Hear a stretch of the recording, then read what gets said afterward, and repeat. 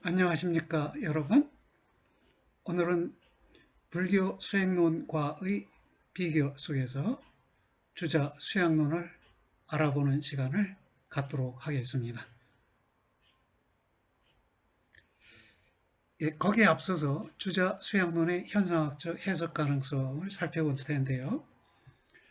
이렇게 여러 가능성을 따져보는 이유는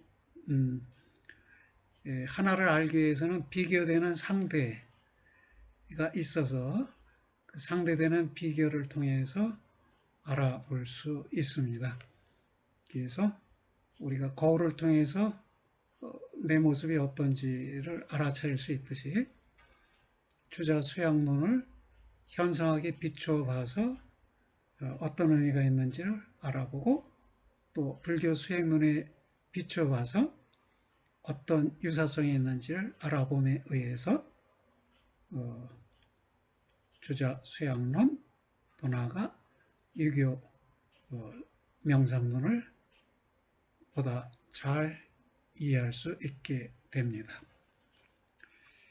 이 주자 수양론에 대한 인신론적 접근에 대한 비판은, 인식론적 접근에 대한 비판은 비록 다른 맥락에서이긴 하지만 이미 손영식 교수가 제기한 바 있는데, 이를 소개하면 다음과 같습니다.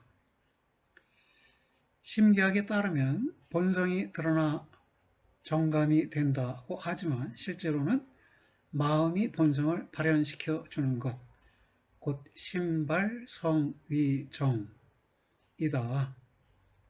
리인 본성, 성즉 리는 객체 대상이 되고 마음, 주관은 오직 기이다. 심시기이고 성즉리인데 심즉기가 주체이고 성즉리가 객체가 된다. 이때 마음으로서의 기는 생리작용이면서 인식지각하는 것이다. 이치인 본성을 인식지각하는 것이다. 이런 말인데요. 이 문장을 통해 그가 주장하는 요지는 다음과 같습니다. 마음이 리가 아닌 기라고, 이치가 아닌 기운이라고 보는 입장은 심기학이라는 것입니다.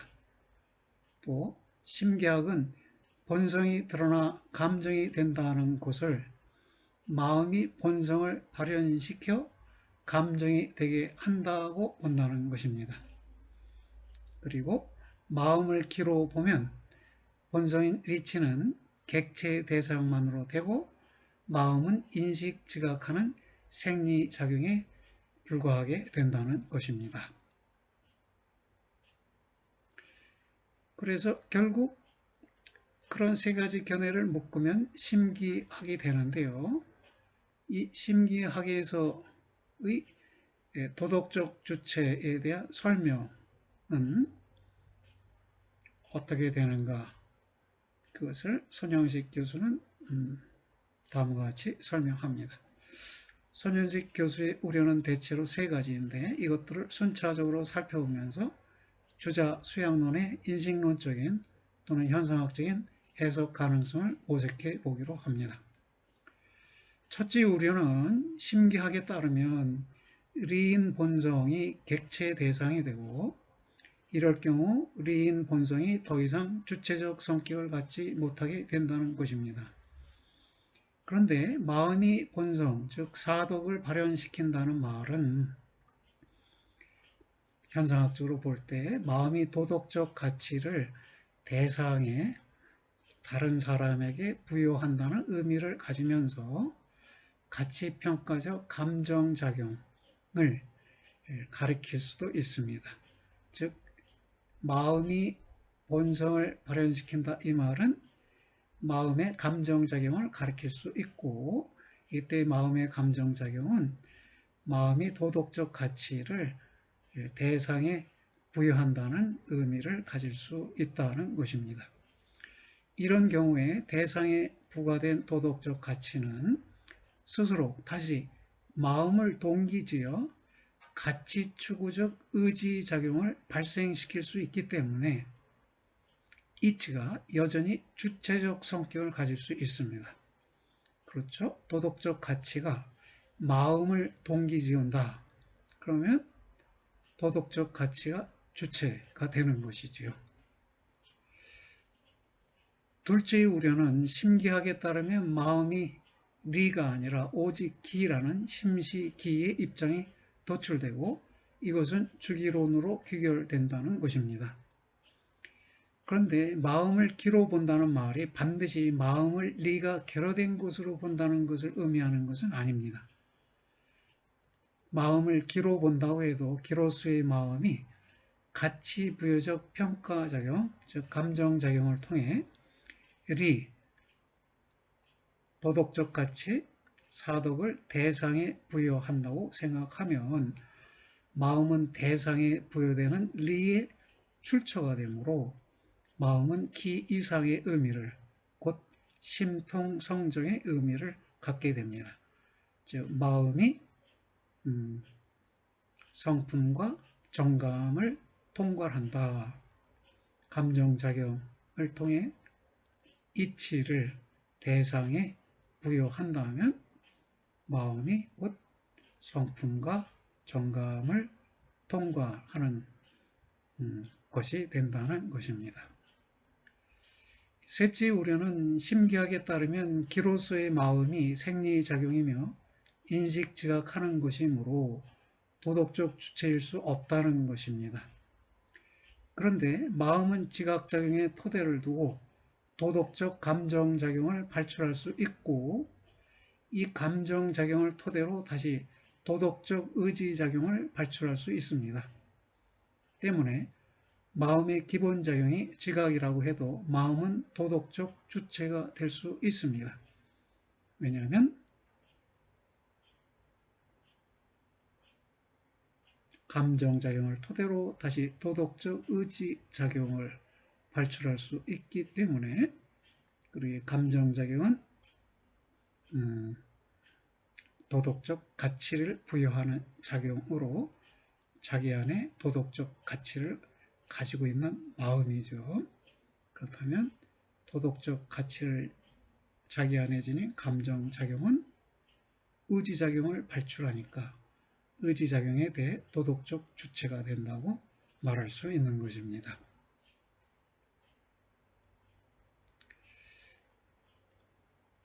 미발이 접근 불가능한 선험적 자아라는 주장도 있는데요. 손영식 교수는 사료미맹이 선험적 자아를 가리키는 것으로 인식 대상이 될 수 없다고 보고 있습니다. 인용문입니다. 손영식 교수의 인용문인데요. 정의주의가 미발을 사료미맹이라고 한 것은 선험적 자아를 가리킨다. 경험적 자아가 내 마음의 것을 이루는 것이라면 그것은 즉 선험적 자아는 내 마음의 뿌리이며 근원이다. 선험적 자아는 인식 대상이 아니다.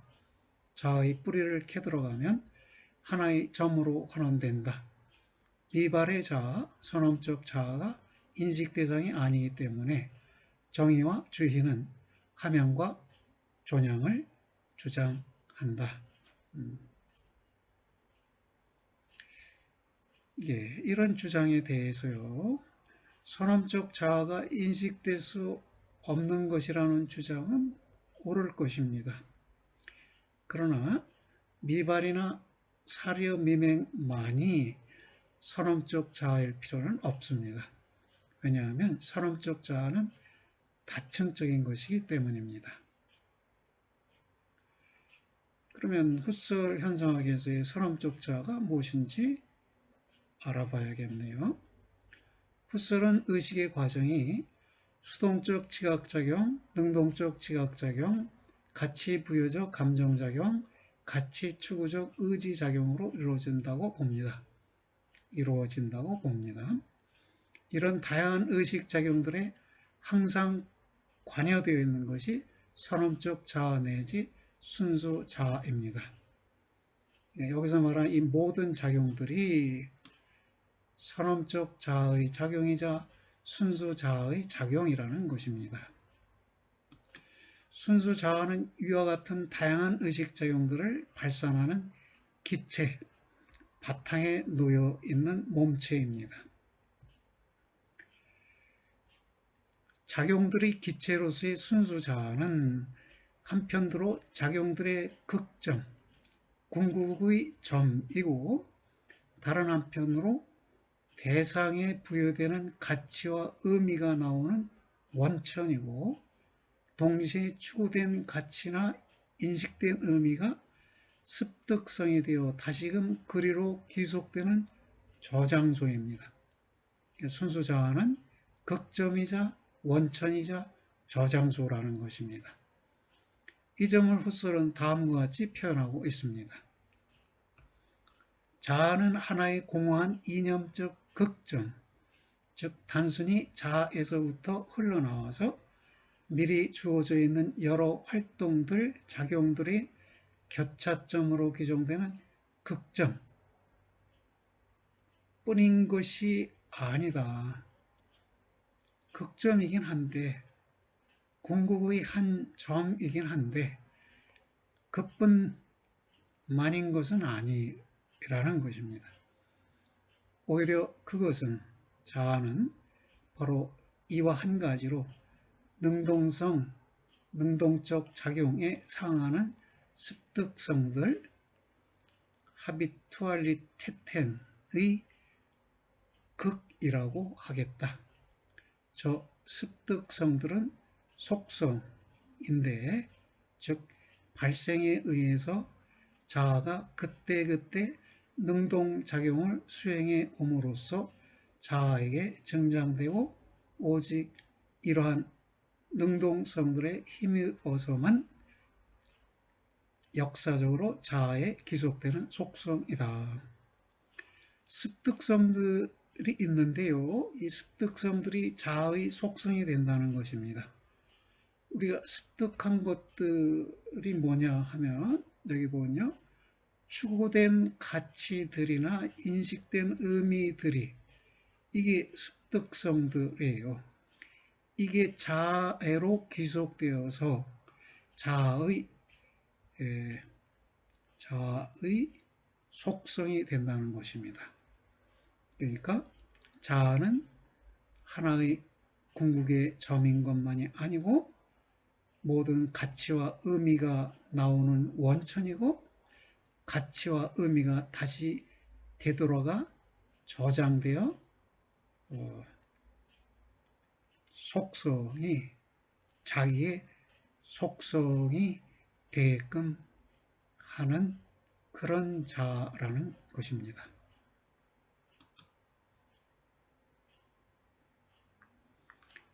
습득성이 순수 자아의 속성이라는 것인데요. 습득성들이란 의식작용의 새로운 발출과 더불어 동시적으로 순수 자아에게 남겨지는 이전보다 더욱 유효해진 노에시스적 작용 성향, 의식의 작용 성향과 이 작용 성향에 관련된 의식 내용, 노예마적 가치나 의미, 즉 의식 내용으로서의 가치나 의미를 말합니다. 이와 같은 후설의 입장에 따른다면 순수 자아는 사덕이라는 가치의 원천이고 대상의 사덕을 가치 부여하는 감정작용, 사단지심을 통해 더욱 유효해진 습득성들, 즉 사덕이 다시금 그리로 귀속하여 머무는 저장소라고 할 수 있습니다. 주자의 사려 미맹은 사려, 즉 주의를 기울인 해석이 아직 개입되지 않은 수동적 지각 상태라고 볼 수 있습니다. 이 수동적 지각 상태에 대한 해석이 능동적 지각인데 이것이 이루어지면 사단과 같은 가치부여적 감정작용이 발생합니다. 능동적 지각 다음 단계에서 사단지심 같은 가치부여적 감정작용이 발생한다는 것입니다. 현상학적으로 보면 사단이라는 것은 능동적으로 지각된 대상에 사덕의 가치를 부여하는 감정작용 내지 평가작용입니다. 그리고 미발심이나 사려미맹에서의 함양이란 순수 자아 속에 보존된 습득성들인 노에시스적 작용 성향과 의식으로서의 작용 성향과 노에마적 가치들, 의식 내용으로서의 가치들을 예컨대 도덕적 감정작용과 이 작용에 관련된 가치를 함양하는 일이 됩니다. 결국 순수 자아, 다른 말로 선험적 자아 내지 초월적 자아는 그 자체로는 인식 대상이 될 수 있는 것이 아니지만 순수 자아의 한 가지 작용 방식인 수동적 지각 상태, 곧 사려미맹 지각 불면은 능동적 사려, 즉 주의 집중과 해석에 의해 인식 대상으로 될 수 있습니다. 예, 그렇게 해서 주저 수학론의 주요 개념과 현상학의 주요 개념들 사이의 관련성을 알아보았고요. 이제는 불교 수행론과의 유사성을 알아보도록 하겠습니다.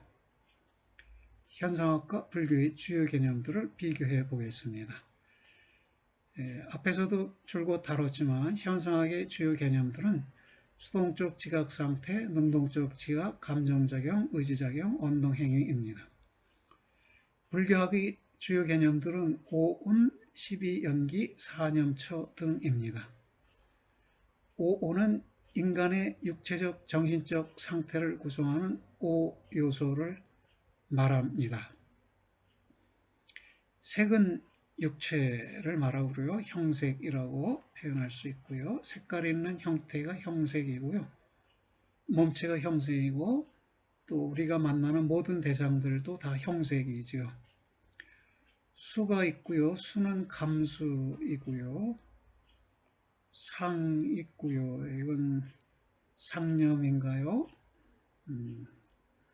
행은 마음의 운행인데 의향 정도로 번역될 수 있겠고요. 식은 의식 내지 인식이라고 번역될 수 있겠네요. 그러면 만약 색을 대상이라고 보면 대상을 만나면 감수작용과 상념작용과 의향작용과 인식작용이 이루어진다. 이렇게 말한 것이고요. 12연기는 일체 현상이, 자연현상이나 마음현상이 인연에 따라 생기하고 소멸하는 12과정을 말합니다. 연기라는 말이 인연생기라는 네 글자를 두 글자로 줄인 말이네요. 인연에 따라 생기하고 소멸하는 12과정을 12연기라고 부릅니다. 12개의 고리는 무명행식, 명색, 유깁, 촉수, 애취, 유생노사 이렇게 되는데요. 무명은 무지를 말하고요. 무지로부터 행동의 업적이 생기고 그로부터 식이 생기는데요. 의식이 생긴다는 것입니다. 무명과 행은 전생에서 이루어진 일이고요. 전생의 결과로 이 세상에 태어났는데 태어날 때 의식을 갖추고 태어나는 것이죠. 그럼 이 의식에는 몸이 부여되겠죠. 그 몸이 명색인데요. 이름과 이름 명자, 색깔, 색인데요. 이름과 색깔을 합쳐서 명색이라고 해요. 이것은 나의 몸일 수도 있고 내 앞에 대상일 수도 있어요. 그리고 이 명색에 대해서 육감관을 통해서 감각 자료들을 수입하는데 이것을 육입이라고 합니다. 이 육입이 육감관을 가리키네요. 육입을 통해서 촉의 작용이 있게 되네요. 촉은 감촉이고요. 그 다음에 수는 감수고, 애는 애착이고요. 취는 취택, 취사선택의 행동이 취가 되고요. 유는 유업이라고 표현해 봤는데요. 내생의 근거를 유라고 해요. 다시 태어남의 근거를 유라고 해요. 그래서 이 유 덕분에 재생이 있게 됩니다. 내세에서의 탄생이 있게 돼요. 그 다음 단계가 노사입니다. 그래서 무명이 있어서 행이 있고요. 행이 있어서 식이 있고, 식이 있어서 명세이 있고, 명세에 있어서 육입이 있고, 육입이 있어서 촉이 있고, 촉이 있어 수가 있고, 수가 있어 애가 있고, 애가 있어 취가 있고, 취가 있어 유가 있고, 유가 있어서 생이 있고, 생이 있어서 노사가 있게 된답니다. 이런 과정을 유전연기라고 불러요. 이 생노사는 내생에서 일어나는 일이고요. 무명행식은 전생에서 일어나는 일이고요. 식, 명세, 유깁, 촉수, 애취, 여까지가 금생에서 일어나는 일이라고 불교에서는 설명합니다. 그런데요, 무명이 없으면요, 행업이 발생하지 않아요. 행업이 없으면 식이 발생하지 않고요. 식이 발생하지 않으면 명색도 발생하지 않고, 명색이 없으면 유깁이 없고, 유깁이 없으면 촉이 없고, 수가 없으면 애가 없고, 애가 없으면 취가 없고, 취가 없으면 유가 없고, 유가 없으면 생이 없고, 생이 없으면 노사가 없다고 설명합니다. 이것도 연기인데요. 이거는 없애는 연기인데 이것을 환멸연기라고 해요. 환멸연기라고 합니다. 이렇게 말씀, 노사가 없으면 생도 없어요. 생이 없으면 유가 없고, 유가 없으면 취가 없어요. 이렇게 역행의 순서로서도 환멸연기가 발생하고요.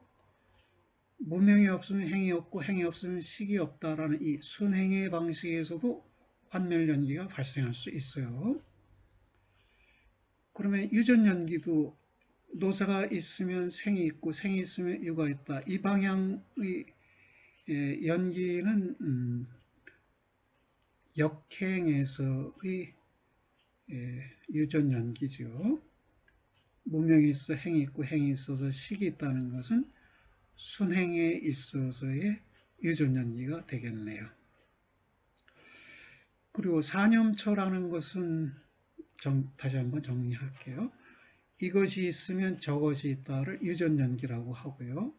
이것이 없으면 저것이 없다를 환멸연기라고 합니다. 사념처는 네 가지 생각의 처소, 네 가지 생각이 머무는 처소를 사념처라고 하는데요. 참선의 수행에 있어서 생각하며 지켜보아야 할 네 요소인데요. 신수신법이라고 해요. 몸과 감수작용과 마음과 법, 즉 대상이네요. 사념처 수행법은 신수신법, 곧 몸, 느낌, 마음, 대상 이 네 가지에 순차적으로 주의를 기울이면서 몸에서는 호흡과 생멸현상들을 관찰하고요. 느낌에서는 느낌의 종류인 고락, 고통과 쾌락과 불고불락, 고통도 아니고 쾌락도 아닌 그저 그런 느낌, 이것도 관찰하고요. 마음에서는 마음의 상태, 탐욕이 일어나는가 분노가 일어나는가 관찰하고요. 법에서 대상에서는 대상이 지닌 공허한 성품을 관찰합니다. 대상은 결국은 소멸하는 것이지요. 대상의 멋진 모습만이 아니라 흉한 모습도 보고 현재의 모습만이 아니라 미래의 모습도 봄으로써 대상이 공허한 성품을 지녔다는 것을 관찰하는 것입니다. 그래서 사념처 수행법은 구체적으로 적으면 꽤 다양한데요. 그 중에 한 사례만을 간략히 소개해드리면 다음과 같습니다. 몸에서 수행할 때는 몸을 주시하며 머문다. 집중하여 몸을 알아차리고 주시함으로써 세간의 애착과 혐오를 벗어나도록 한다. 몸에 집중하여 몸을 알아차리고 몸을 주시하는 동안에는 세간을 향해 있던 애착과 혐오는 잊어버리게 되지요. 애착과 혐오로부터 분리가 됩니다. 느낌에서 느낌을 주시하면서 머문다. 집중하여 알아차리고 주시함으로써 세간의 애착과 혐오를 벗어나도록 한다. 느낌에 집중하고 주시하고 알아차리는 동안에는 세간에 대한 애착과 혐오에서 분리된다는 것이에요. 마음에서 마음을 주시하여 머문다. 집중하여 알아차리고 주시함으로써 세간의 애착과 혐오를 벗어나도록 한다. 법에서는 법을 주시하며 머문다. 집중하여 알아차리고 주시함으로써 세간의 애착과 혐오를 벗어나도록 한다. 한 가지에 대해서 여러분이 5분, 10분 할 수 있고요. 느낌으로 이행해서 5분, 10분 할 수 있고요. 마음으로 이행해서 5분, 10분 하고 법외로 이동하여 5분, 10분 하면 적게는 20분, 길게는 40분의 수행의 시간, 명상의 시간을 갖게 되는 것인데 그 시간 동안에는 세상에 대해서 갖고 있는 어떤 애착이나 혐오에서 벗어난다는 것이요. 그리고 이렇게 애착, 혐오에서 벗어나서 머무는 시간이 많아지면 애착의 마음과 혐오의 마음이 점점 약화되고 끝내는 단절된다. 애착도 단절에 소멸되고 혐오도 단절되어 소멸된다는 것입니다. 유교의 이발 공부와 불교의 사념처 수행을 비교한 분이 있는데요. 한자경 교수는 유교의 이발시 공부와 불교의 사념처관 사이에 상통성이 있다고 보고 그 상통성을 12연기 개념을 사용하여 다음과 같이 도표화하였습니다. 유교에서는 감정의 차원과 의지의 차원을 나누는데 감정은 본성이 발현한 것으로 보는데 이 감정에는 인심이 있고 이 인심은 감정을 인심으로 표현할 수 있고요. 이 인심은 선한 것도 아니고 악한 것도 아니고 선악 이전 단계의 것이라고 합니다. 그리고 의지는 마음의 발현인데 의지를 인욕이라고 표현하는데 인욕은 선하거나 악하거나 선악의 분별을 지닌 단계의 것이라고 합니다. 불교에서는 수라는 것이 있는데요. 이는 수동적으로 보상받는 것에 해당하고요. 이것은 고통과 쾌락이 있는 단계이고요. 애와 취는 능동적 행동의 업적, 행업에 해당하는데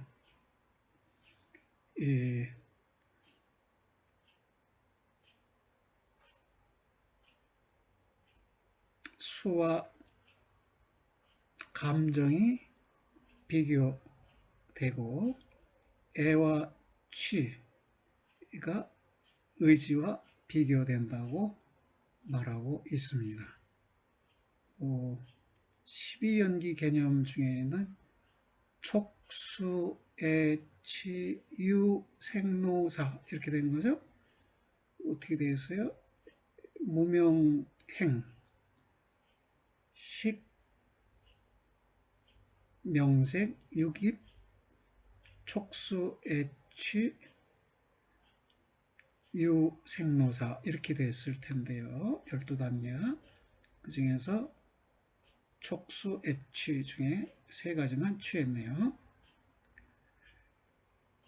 한자경 교수는 이렇게 말합니다. 감정은 쾌고는 있지만 선악은 없고 의지에서 비로소 선악이 생겨나므로 감정의 주의를 집중하여 의지로의 잘못된 이행을 차단하는 것이 이발 공부이자 사념처 수행이다.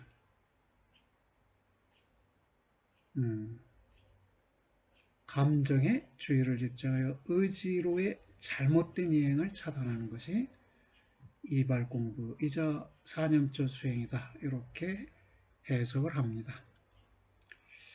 그런데 여기서는 미발 공부의 영역인 수동적 지각, 촉이 표시되어 있지 않으므로 수동적 지각이 포함되도록 위 도표가 확대될 필요가 있습니다.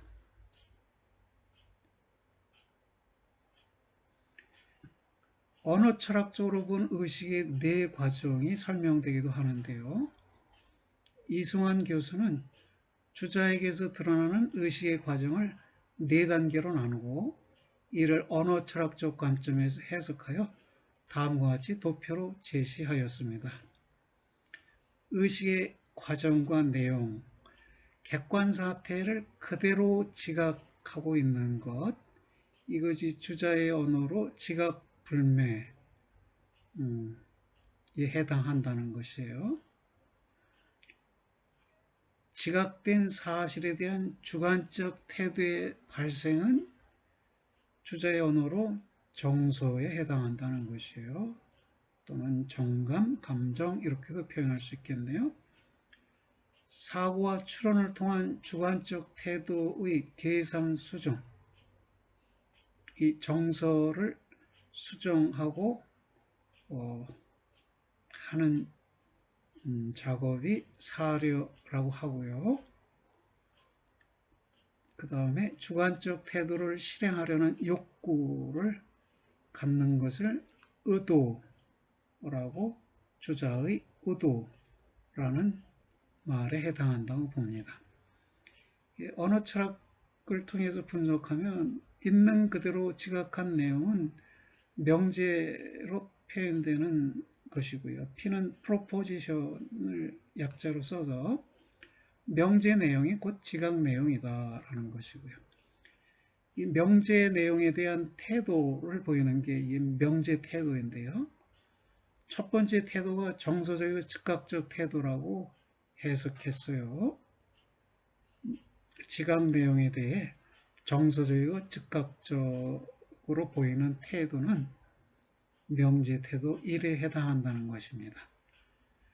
그리고 이 사료는 이 정서라는 주관적 태도를 계산하여 수정하는 것인데 이것은 명제적 태도 2에 해당한다는 것이에요. 이것은 인지적이고 매개적인 태도다. 인지적인 것이고 사료를 매개로 한 태도다. 이런 말이겠네요. 그리고 명제 태도에 대한 최종 확인과 결단이 있는데 그것이 의도라는 것입니다. 여기서 지각불매를 표현한 객관 사태를 있는 그대로 지각함은 현상학의 용어로는 수동적 지각에 해당합니다. 그런데 지각불매, 즉 수동적 지각에서 정서가 나타나기 위해서는 지각불매에 대한 사료가 먼저 있어야 할 것입니다. 따라서 의식의 과정은 지각불매, 다음에 사료, 그 다음에 정서, 그 다음에 의지의 순서로 되어야 할 것입니다. 즉 이승환 교수가 소개한 도표상에서 오히려 사료가 앞쪽으로 오고 정서가 뒤쪽으로 와야 하지 않겠는가 하는 게 저의 생각입니다. 예, 이번 시간은 여기까지 하겠습니다. 다양한 개념들이 등장했는데 이해하느냐고 수고들 많이 하셨습니다. 다음 시간에 뵙겠습니다. 안녕히 계십시오.